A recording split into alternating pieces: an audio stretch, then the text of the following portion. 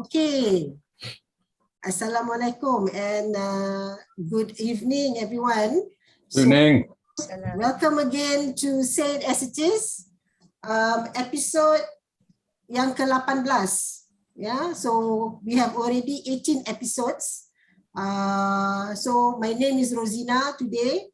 I'll be a host and also our usual host Zufa cannot make it today, so hopefully he's around watching. So today is we have some guests with us, who's our panelist, who is going to be contributing to our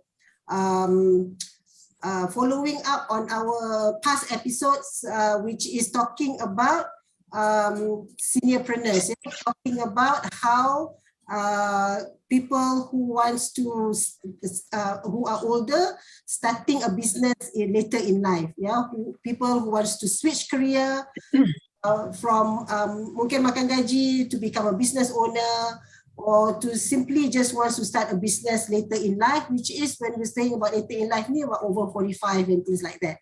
So today we have here Pak Razak, the owner and founder of Cara Betul, who's always in this show. We also have Jamie, who's afterwards you will introduce yourself.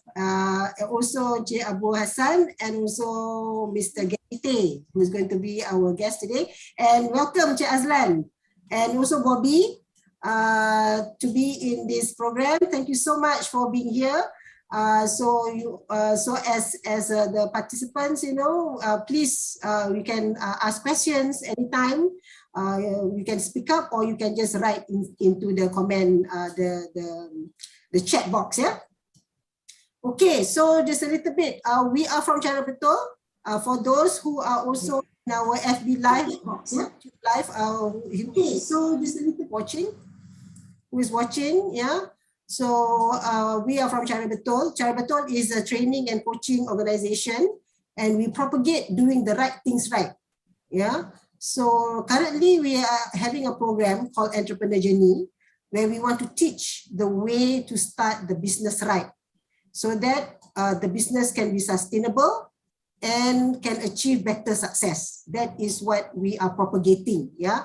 And we have this program, Say It As It Is, on a weekly and bi-weekly basis, for us to discuss on issues on entrepreneurship, dan juga kesawanan, so that we can share all our experiences, and we can get knowledge, so that we can be better prepared for us to start and run our business. Yeah. So as we have mentioned tadi, for the last few episodes ni memang kita have been discussing starting a business late in life. So today kita nak bercakap dengan orang-orang yang have started their business late, seperti Puan Jamie dan juga Encik Abu Hassan, of course Encik Abdul Razak juga, and also Mr. Gary. Yeah. So let's share our experiences. So before we start, perhaps our guests boleh introduce yourselves, just talk about your business a little bit, so just get to know a little bit about yourself. Kita start dengan Gary, please. Okay. Well, basically I've been in the advertising communication business for many years. I think close to about 35 years. And every business that I started was actually somehow rather related to marketing or advertising. And now that I'm turning 55 this year, I'm thinking about venturing into something else, which I haven't figured out yet, but I'm thinking of something to do with helping small businesses. But that's something I'm still thinking about and exploring. But that will be starting business at my later age. And I think I will probably look for something different. Okay. I'll hand it over. Yeah. What about Cik Abu? Please unmute.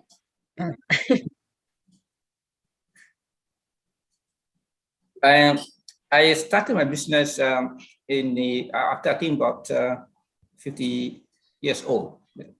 I already set up my year to retire, or so-called retire from work is 50 years old. So looking at things that what I was thinking is that I want to do something like for the people. So the basis for me to go for this business is basically for a kind of social enterprise. So for profit, meaning what I intend to do is I get as much money as possible, and I want to give back to people. So that was always my what I've been doing for, I think, about more than 10 years. And in hospitality, in consulting, and a couple of other things, and also even in knowledge, even now. So what we have done, basically, whatever money we got, we give back to people. We give books to schools and all over the world, and that kind of, and I also involved in university and helping new children, new young people in university. So I'm teaching as well. Also, I'm one of the industrial advisory for one university. So that's where I can contribute to the young people. So whatever I basically have done, basically all for the benefit of the society, not only here but all over the world. So that basically the motivation for me to start a business, because I need to find some fund, some money, so to give to people. Otherwise, I won't be able to give to people. Right. So it's a social enterprise for profit rather than just doing an NGO, kan, Cik Abu? More of a business so that you can help the less fortunate people. Okay, very good. Puan Jamie.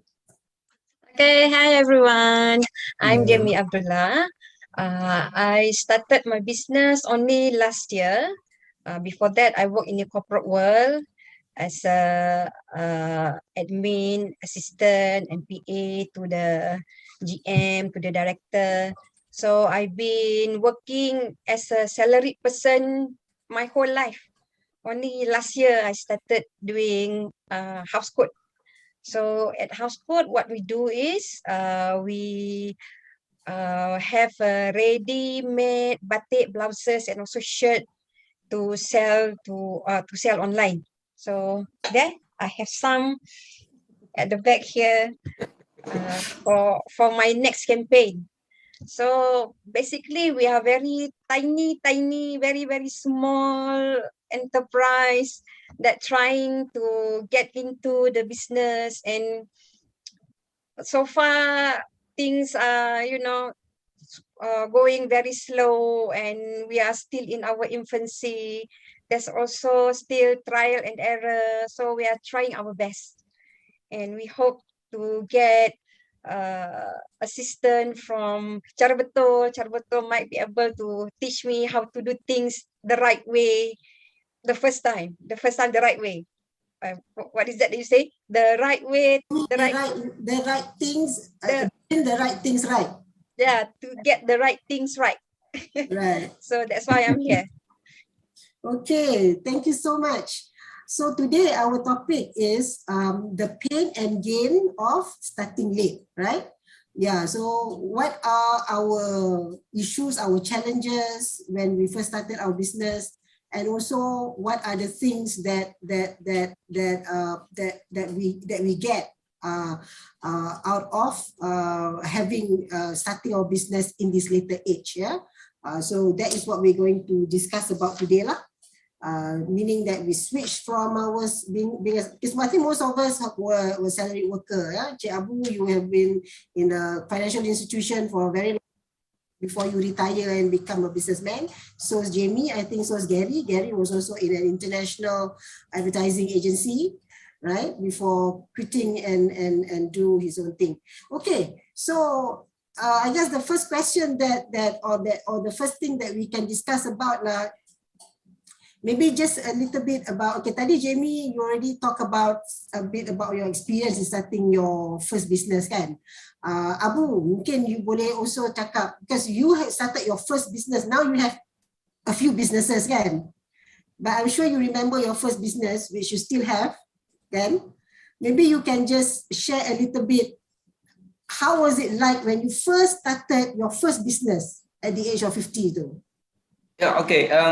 I think Jamie, you mentioned about want to get things right at the first time. So well, that's a bit hard to say whether you can get right first time, because although we have some experience here and there, even well before I started my business officially, I've done some business well before that. But so that we long process of learning basically. So and there will be some mistakes we made along the way.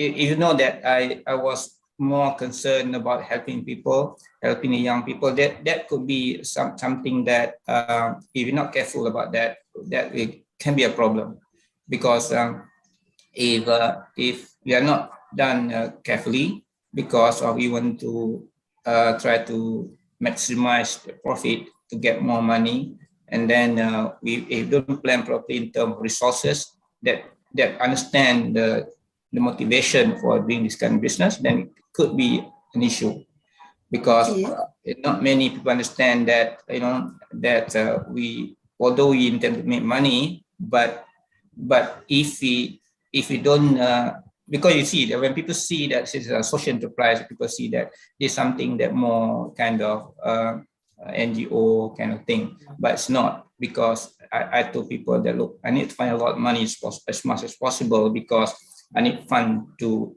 fund the activities, to fund the whatever we want to do for the people. So that kind of attitude must be brought into the work.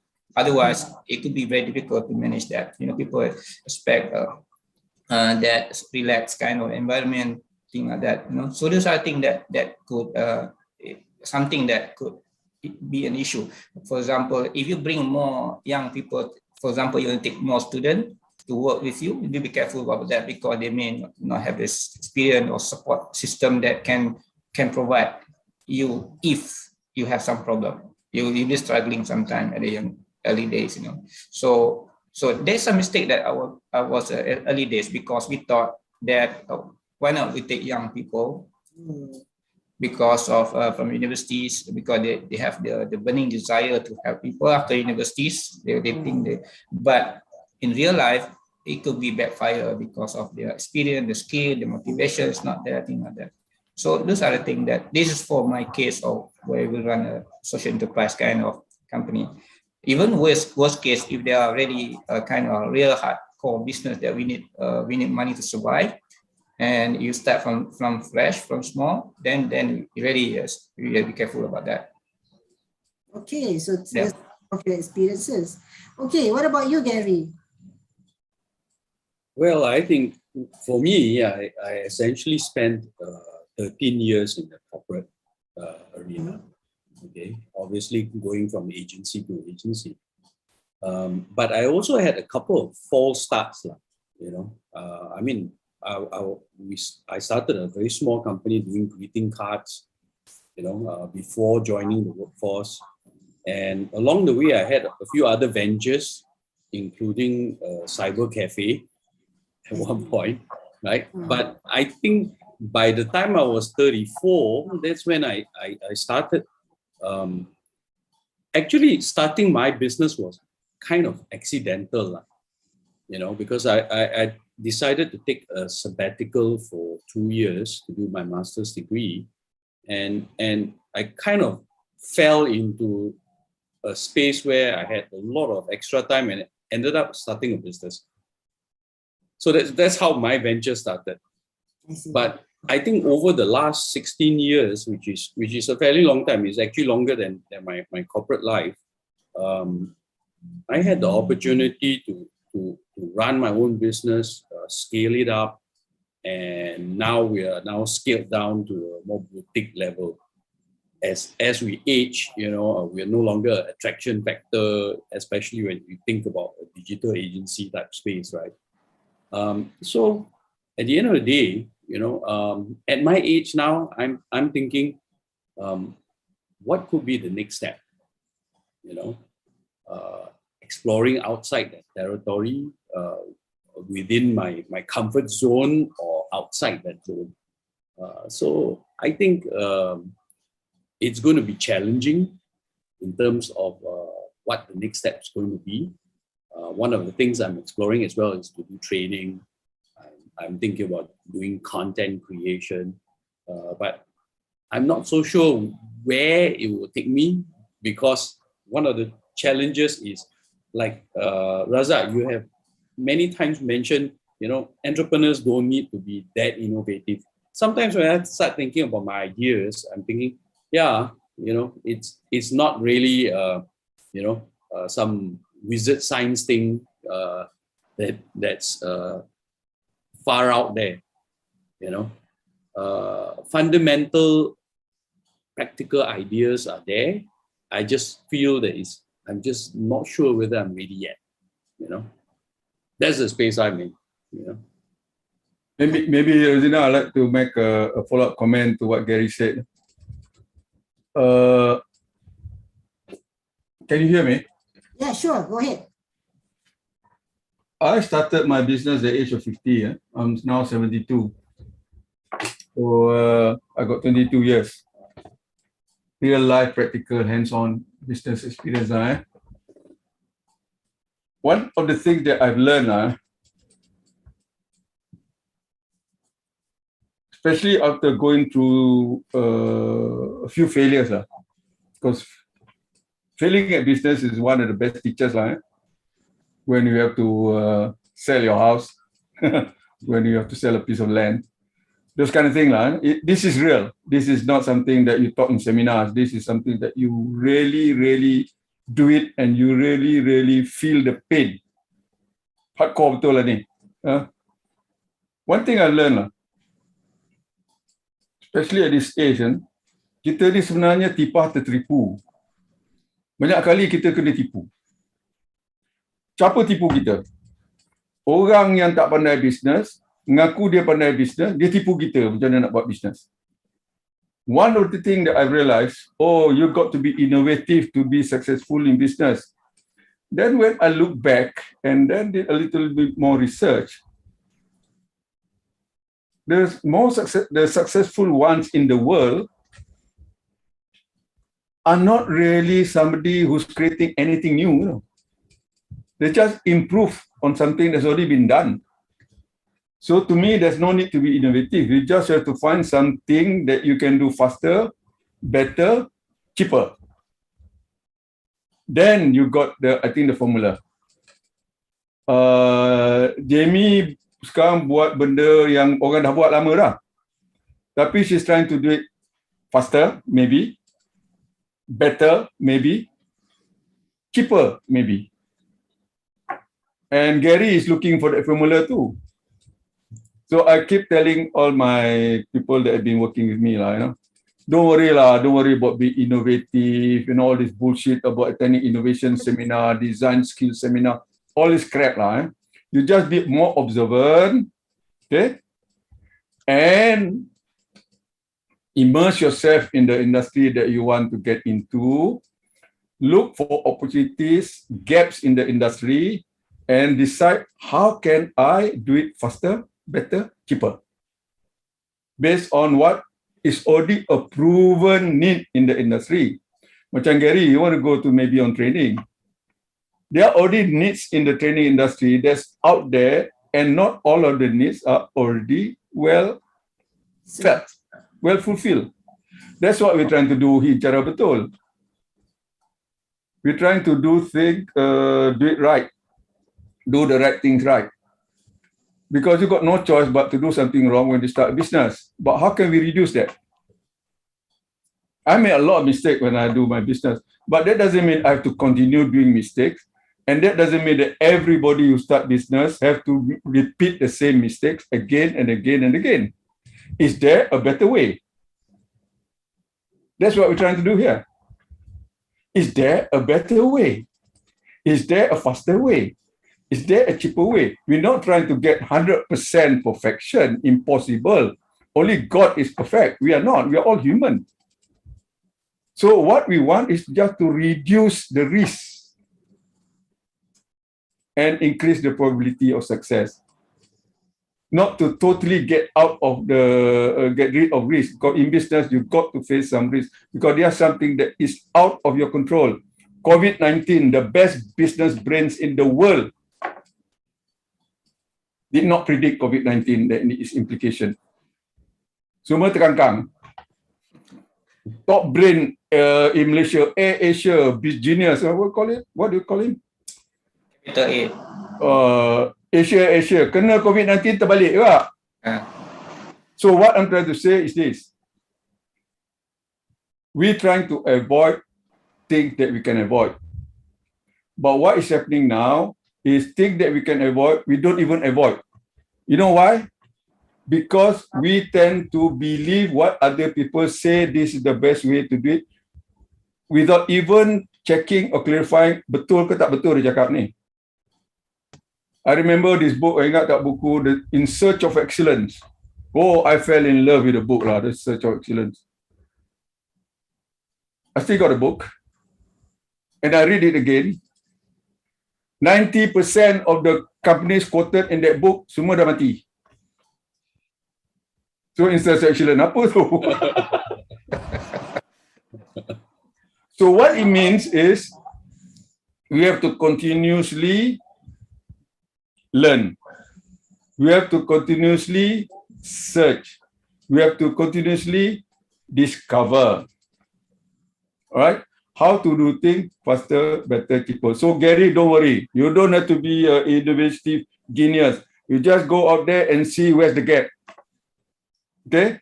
And see how you can deliver something faster, better, cheaper. You make it. Don't worry. I think I quite agree with that because I think what more important for Gary is to not to reinvent the wheel. Because I told my student in my classes that of course I got to teach innovation and creativity in the class because I think this one of the thing that university always has subject on the creative and also innovation in the subject. But one thing that I told the student, look, there are things already happened, so many things that's already happened. So you must be creative in improving it, something like that, you know, in make sure that there are new things coming from whatever we have got in our hand, something like that. So basically, I think I've been traveling all over the world, working now and overseas, something like that. But whatever we see here, basically we can see over there. So what else if we want to be creative about or to be innovative about that? So what we can do is basically improve further, as I said, improve further, maximize the profit or minimize the cost and things like that. I think that's what basically we are doing as a management. I think when I was heading a IT shop in a bank, so all the banking systems are the same. Any bank are all the same. But now the question that they're given by the top management is how you want to be innovative in servicing the customer. Then they become issue all the same. So what we've got to find ways within the existing system that we have, and we try to improve whatever we can.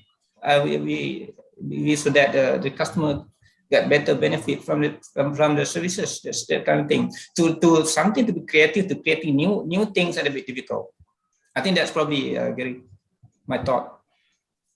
Okay, thank you. So going back looking at looking at starters, perhaps if you know any of you can comment, starting late, is age, does the age has got an advantage? When you start late in your business, is it an advantage? What are the benefits that you think you can get when we start a business, you know, in our 50s? Jamie, do you think there is any advantage for you? For one thing, when you started late, you have the freedom to do what you want because you have the time and then you have some savings already. So like me, I started small. In case I didn't make it, I still lose small, so it won't affect so much on my saving. So that's my mantra lah. I started small. I try to sell and then, you know, pusing-pusing balik, cuba invent balik benda yang orang dah jual, macam Pak Razak cakap, Kita tiru orang punya design, kita make it better and try to do it faster and cheaper. So that's what I'm trying to do also lah. So by starting late ni, kita ada more freedom lah. More time on our hand, we have our savings already. And then the best is kita tak ada hutang. Because we use our own savings. So hutang tu tak ada, so stress tu kurang lah. On my part. So slowly, but ada disadvantage jugalah. You become lazy. You become lazy sebab you don't have to answer to anybody. It's like you buat ni macam, kadang-kadang rasa macam, is this a business or is this just a hobby, you know? Suddenly I have my self-doubt, rasa macam, aku ni syok sendiri je ke? Something like that. So kadang-kadang kena ada somebody put some sense into me lah.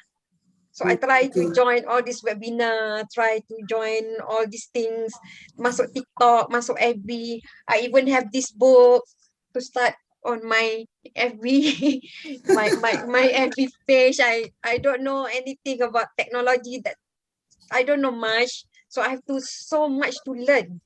And then try to get into people punya head tau. Budak sekarang ni susah kan, diorang punya attention span ni very short.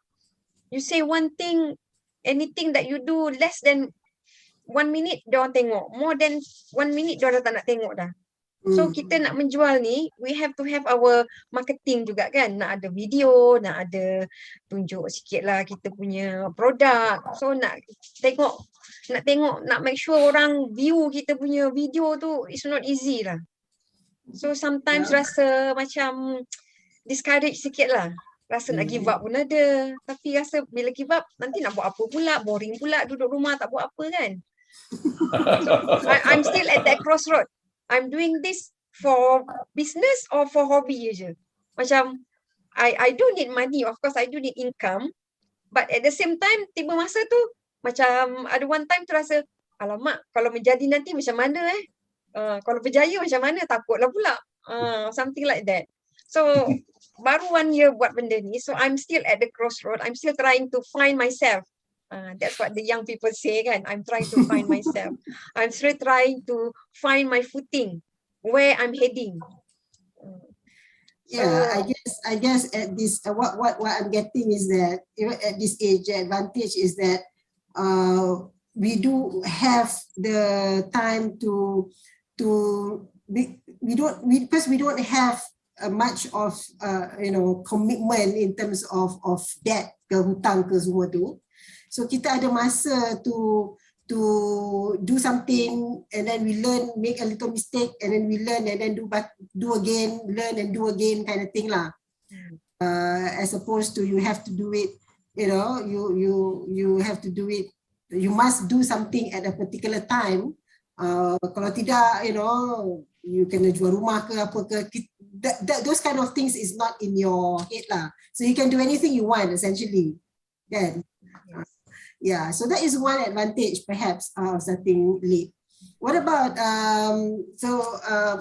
Abu, what do you think? Your experience in starting late ni, what are the advantage for you? Well, I think even though it's starting late, I think something that I think is quite a good thing, because over the years, to be honest, I'm slightly different from case of Jamie, because I think probably know that I've been quite working in the stock market, in the stock exchange for 20 years, and then banking. Also, I have top position in banking sectors in the CIO of a bank. So those kind of things probably bring along with some experience, some kind of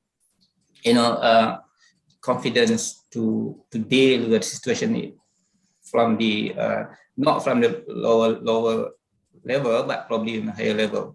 So they also experience with me that meet a lot of people, and because of the need to be social conscious about because my business is about social enterprise, so I need to meet a lot of people. So although I basically pemalu sikit lah, so but it's no choice lah. I got to earn a living. So that kind of thing is what made me more confident after 50 is because the things that I've learned over the years, you know, at the highest of the organization, big organizations, especially in the banks, in the stock market, in the Bursa Malaysia, and also a few others. Also, those things bring the experience, bring the confidence for you to be there in the market. So because of that, then you can deal with the situation sometimes very difficult to understand sometimes in the market. So especially the financing, all that kind of stuff. But because that's just solved my problem, because I know banking, I know where I can get the funding, I can get from the stock market, I know what you're going to do with these corporate exercises in the stock exchange, thing like that. So I mean, for people to basically make it so difficult to understand for some people, but I think quite smooth to me. So when I move overseas to work overseas as well, so that's not an issue at all. So that's to bring more confidence. I think you can be there, you feel that you are capable to manage a situation, thing like that, you know.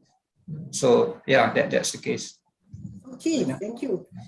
So Gary, now that you want to start something new, what do you think that you can bring along with you and all the years that you have been doing your other businesses? What do you think you can bring now at this point of time? I think when I started all the other smaller businesses and even in my 30s when I got into the agency business, no matter how you look at it, I was like in this constant rush all the time, trying to scale, trying to explore. I even had a MSc status company. We were exploring technology. We were, it's always chasing. And you find that I think what we've done is we've come to a point where we have an option to slow the pace down, explore, look at what are the different kinds of opportunities that are available. And I think starting late, you have already absorbed all that experience to be able to look at what is the right direction you want to go or what approach you want to go. I think that's where that age and maturity really, really matters. Okay. And of course, doing something that you enjoy. Not like a hobby though. But I think something that you can appreciate and that you can give back in some ways. Right. So what you saying is that last time that you are, you're doing things fast, with you have a lot of energy and adrenaline, and now you can see that doesn't, taking things slow, reflecting, and then doing things that you really like that can be fulfilling could be it makes it more satisfied lah. I think this is something I will add in, okay? And I think Razak's going to enjoy this a little bit. I think in starting any kind of business, okay, sometimes you miss out on that greater vision, okay?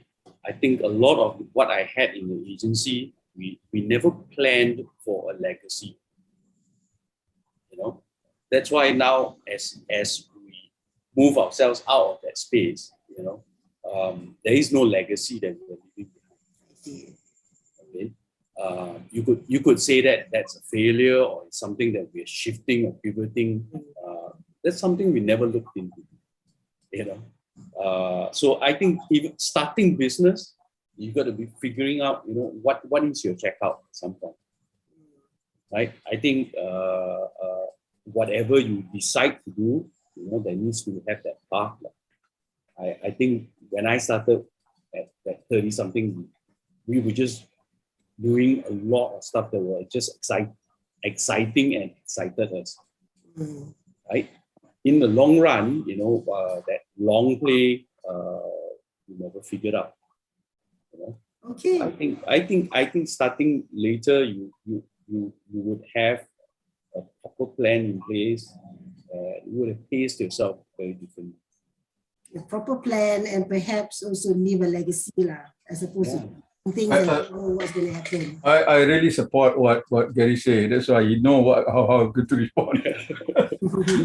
Because we do seem to think alike when you reach a certain age. The advantage of age, you don't have to follow conventional methods. Age gives you the privilege to be different. Age gives you the privilege not to follow conventional models, but to build a business that meets your own personal needs. And also one that is done on your terms, not on what all these gurus are saying. There are a lot of gurus out there, all the seafoods, gurus, how to start business, be a millionaire, be successful in over 3 weeks, be a millionaire over 1 year. That's their game lah. But we who have gone through life,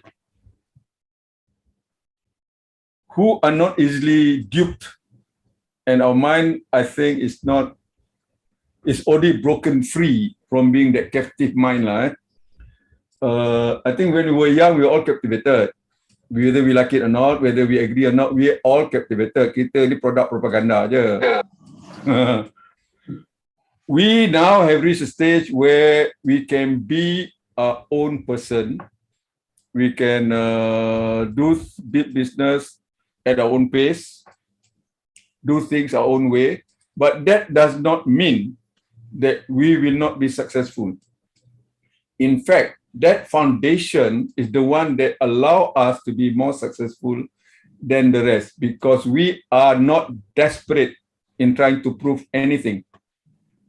We just want to do the right thing. Now, some people say, hey, you need business ko hobby. To me, I'm glad if people ask me that. If people say, I think you are having a hobby. I said, that is the best deal that you can have. A business, that's a hobby. I used to try to have a hobby as a business, but I failed because I did not spend time trying to understand the business. But now I have also a business which is a hobby. I have a bicycle shop. It's not very profitable. It's still making money.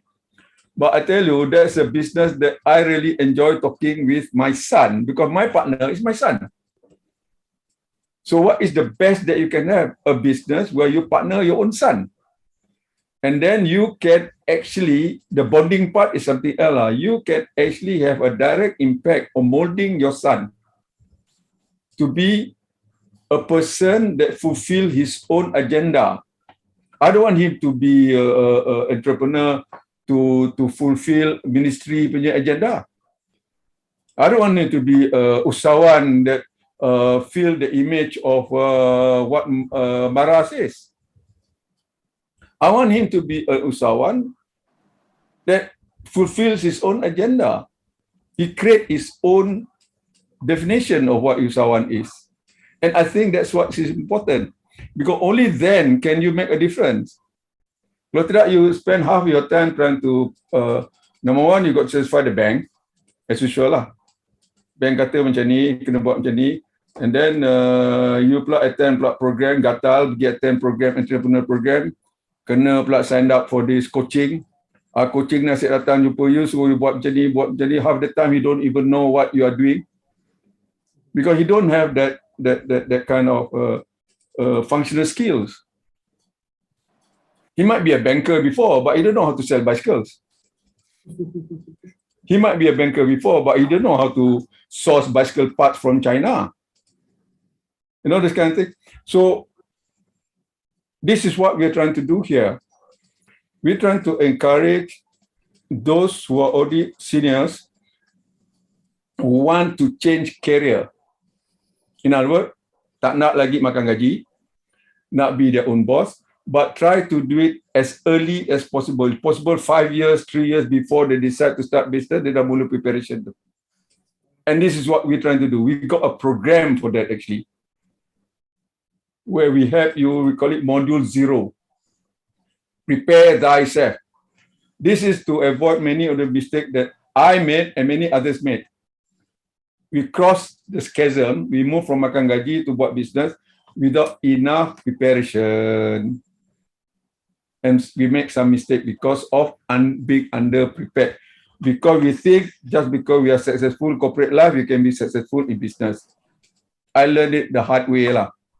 I was successful in my corporate life and I failed bad in my first business. And I failed again the second business. And I failed again in my third business. Then I realized, oh, corporate life ni, business ni lain. The most important thing that I've learned, and which I think Gary and Rosina inspired or listening to me, is my mindset. A mindset of makan gaji versus a mindset of businessman lain. So Abu, what do you think? Because you were corporate for a long time and you were in the, in the C level of in a corporate world. What do you agree with that? Yeah, I think probably some of the things is true because of the mindset is slightly different. When we are in a corporate world, we had to meet certain KPI thing like that just solely because of that, right? Whereas there is basically not much creativity that we can do. Basically, we just follow KPI and produce whatever result that required by the management, by the board, whatever. But when you go to the outside, the business side, then it will be different thing altogether. The challenge is come to you in every angle. No longer that you are protected by the board members, by the CEOs, whatever. You do wrong, then you will take it. You don't get it. Things like that. So yeah, there's a very different way, different mindset, different thinking, and different kind of stamina that you can move forward. It's real. Yeah, it can be very tough. And so for you, Abu, what was your biggest challenge stepping from a corporate world and go into business? Initially the challenge is basically I feel that where should I stand in the business world, because I was that time planning for the kind of that time there's not so popular about this social enterprise. So when we talk about that, nobody understand. There was about 12 years ago, so not so popular. So we thought let's do something that's slightly different, and then the thing is that let's find money and give back to people. So you talk to any people, you're crazy. You find money to give back to people, things like that. So that made me skeptical. Also, is that thing that really I want to move forward like that until forever or what? But then, I forced it through, and the motivation to be with the people, that really helps. And then, what was the outcome? The outcome is that I begin to understand more about people, about how they feel about their life. For example, they do schools in kampong villages there, and then also the pressure. Sometimes they could not get. For example, one school in Sembilan, the teacher said they cannot. I don't know how to help this budak speak English, for example. So of course, we have a program to give them proper English opportunity. So we give them English storybooks, or got some program with them. So that is basically, the thing is this: when you get into one school, for example, the rest of the school will know you, and then notice my client base become bigger and bigger for me by the teachers. The teacher opened my market very open wide. So what happened? So my travel business is going because teacher, they have time, they have money to travel. Sometimes we have money, but sometimes they have time to travel. So, but they have money, they have time. So that time was my travel business going up, right?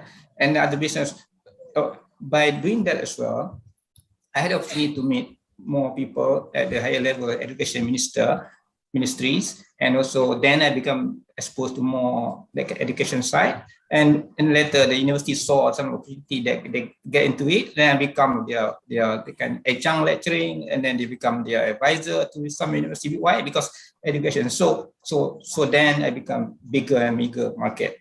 that basically the why that made me become confident after the setback at the beginning, because I was skeptical whether can it move, can it or not, you know. So then it getting bigger. Then I have office in Manila and office in Surabaya. So we have the kind of similar program. We helping schools, helping young children, things like that. So that's basically break the resistance to the pressure on my own, whether it can work or not. Okay, so what I'm hearing from Encik Abu ialah you are able to overcome the setback. Basically, it's from your own thinking jugalah. Boleh ke tak boleh? It's something new, and then you are, it's just macam Jamie lah. You battling on your own kan? Boleh ke tak boleh? Can I do it or not, and that kind of thing, but you persevere, and how you persevere and how you can persevere is because you have a goal, the outcome that you want, and you are very passionate about. Betul tak? And also macam Jamie, also are very you like whatever that you're doing, right? And you want to spread the batik Malaysia into the world. So that pushes you to basically be creative lah in doing what you want to do kan. Yes. So that is the fuel lah kan. That's what I'm hearing from us. And would you say that as a late starter, that's the freedom that we have? Yeah, true. As I said just now, I mean, you have to prove to anybody. Right. I agree. You have to prove to anybody. So that's not worry me that I cannot do or can do. But as long as you can do something, we get something. That's all. So-called, I think it become a hobby, kind of hobby to see things happening. I starting business in Uzbekistan, for example, is something new, something that I want to replicate the whole thing, the whole process is going. I think I begin to understand that, I met probably 10 universities in Uzbekistan, and then they begin to like the idea, and then I become part of their people. So basically how we gel with this whole situation over there. So the now opportunities come in lah. Yeah, so there's a lot of things coming in. So that's how things can work. I was helping a couple of weeks ago. One ladang nanas, nangka in Pahang. So this is a thing that something that I think quite a good classic example where people getting help from the government and 20,000 ringgit, 20 acre land, and Jabatan Pertanian kata, okay, who want to grow nangka? We got the 20 acres of land, and then we give you some fund. So everybody want to do that. But then the question is, when nangka sudah keluar, what are you going to do with the fruits? They don't want to sell. So the fruits. Then I asked them, so why you decided to? I don't know. The government give me fund, helping people try to do nangka. So jangan bagi buat je lah. That is a problem that we're facing. So kan tu cara betul lah. We teach how to jual. Excitement because of the opportunity. They get that tanah 20 ekar, and then tanam nangka, and then supported by the Kementerian Pertanian, Jabatan all those things. So fail. This type of people should come to our courses lah. You should. I know. I've known a lot of this kind of people because this is also part of my social enterprise to help. I think I was working with Pharma and also Kementerian Pertanian to help this one. Also, I'm working with SME Corps to help this company to bring their product to overseas, so to Turkey or that. I train them to certain thing about a little bit on marketing, packaging, that with a university. So all this thing, but the story is failure because they jump into the situation where they got funding, they got the kind of, itu yang Razak kata, those the success normally they're not the younger one, probably the age of 50 or 40, probably the chance of succeed is much higher. Yeah. Okay. So there those Encik Azlan. So okay. Encik Azlan have to go. All right. Thank you so much, Encik Azlan, for being here. Okay. So kita pun actually we are over time already. 1 minute. We're supposed to finish by 9:50, but it's okay. So that's why Encik Azlan have got to go. We didn't have the chance to chat with him tadi, but it's okay. So yeah. So I think we want to wrap up hari ni, and I think we have a good chat. I'm sure there's. President, can I say something before we close? Sure. One of the initiatives we are starting, cara betul ni, is to form a group or a community lah, a Facebook group or Facebook community called Cara Betul Community. Now, the name is Cara Betul, tapi this community is actually to attract people who are interested in starting business, especially those that are above 40, to join this community and learn from each other how to do it the right way lah. And then we hope by doing so, we'll be able to I don't know whether this is the right word, tukar image of the entrepreneur. Sekarang kalau kita fikir image entrepreneur ni orang muda, kan? Kalau lelaki mesti handsome, kan? Kalau perempuan mesti lawa. And then dia pakai coat, and then bawa kereta kuda atau apa nama, Mustang. And then duit banyak, you know. And then bila dia bercakap tu, dia bercakap dengan confident yang terbuat.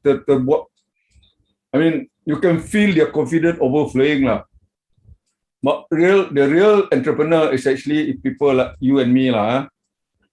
Kita not sure what we are doing, but we are still willing to try it out.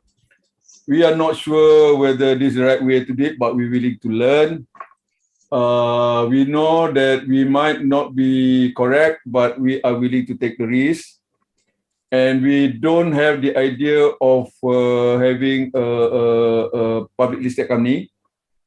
But if it happen, alhamdulillah, kita happy lah, kita dapat public listed kan. But actually, this is the group of people that I think I should or encourage or promote or develop. Real people with real need to start a business or a real interest into start a business, but still have a lot of deficiencies. And then working as a group, we can learn from each other.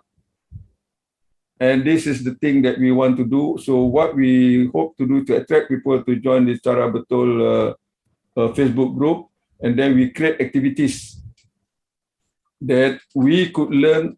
The best way to learn is learn from those who are already in business. Avoid learning from, a bit frank, avoid learning from people who tak pernah buat business but talk about business. Example, government servant, my old professor dulu, I selalu bergaduh dengan dia.